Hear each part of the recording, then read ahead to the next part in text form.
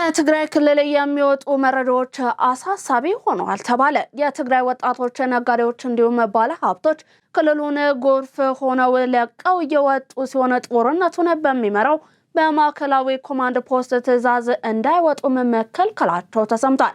በየቤቱ የወጣቶች አፈሳ ይጀምራል በሚል ስጋትም የትግራይ እናቶች ልጆቻቸውን እየደበቁና ወደ ገጠር እያሻሹ ነው ሲባልም ሌሊትን በዛላምበሳ በኩል የኤርትራ ወታደሮች እንዲሁም ሳዋ የሰለጠኑ የህወሓት ታጣቂዎች በጭነት መኪናዎች ወደ ትግራይ መግባታቸው ታውቋል።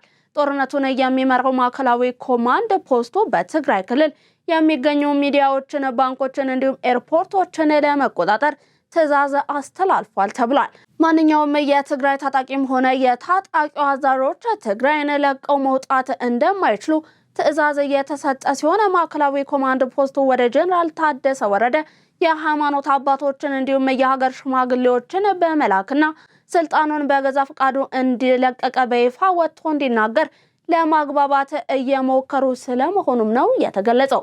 በዚህ ርዕሰ ጉዳይ ዙሪያ ግን ከፌደራል መንግስቱ እስካሁን ድረስ እየተሰጠ ምንም አይነት መልእክት የለም።